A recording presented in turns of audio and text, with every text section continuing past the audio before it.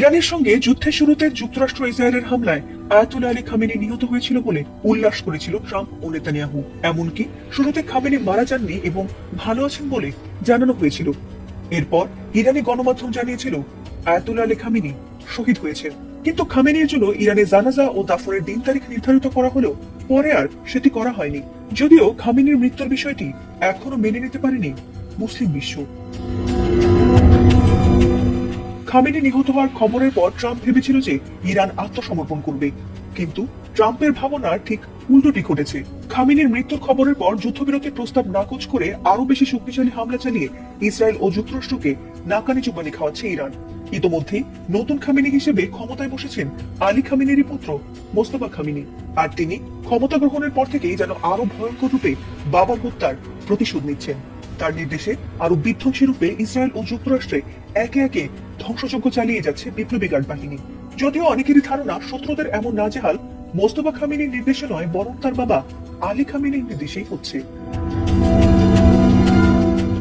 এমনকি অনেকের ধারণা এখনো হয়তোবা বেঁচে আছেন তাদের প্রিয় ধর্মীয় নেতা আয়াতুল্লাহ আলী খামেনি।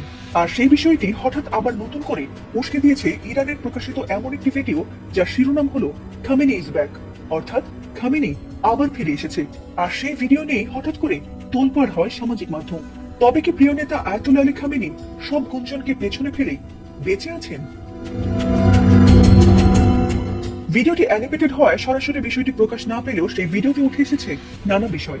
সেই কার্টুনধর্মী ভিডিওটি শুরুতে দেখা যায় ইরানের সুপ্রিম লিডার আলী খামেনি একটি ছোট্ট শিশুকে জড়িয়ে ধরে আছেন, আর ঠিক সেই সময়ে ইসরায়েল ও মার্কিন যুদ্ধ বিমানগুলো ইরানের দিকে ধেয়ে আসে। এতে করে খামেনি নিহত হন বলে দেখানো হয়। অন্যদিকে ভিডিওতে দেখা যায় ধ্বংসস্তূপের মধ্য থেকে খামেনির ছেলে মোস্তফা খামেনি তার বাবার আংটিটি তুলে নেন, এরপর আংটিটি নিজে পড়ে নেন। এর মাধ্যমে মোস্তফা খামেনির ক্ষমতা গ্রহণের প্রতীক হিসেবে দেখানো হয়েছে।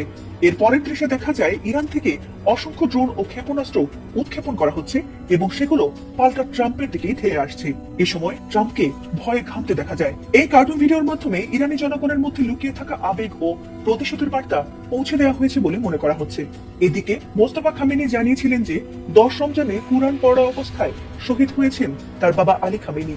তবুও তার প্রকাশ্যে জানাজা হওয়ার কথা থাকলেও তা আটকে যাওয়ায় এখনো তিনি বেঁচে আছেন বলেই ধারণা করেন তার ভক্তরা।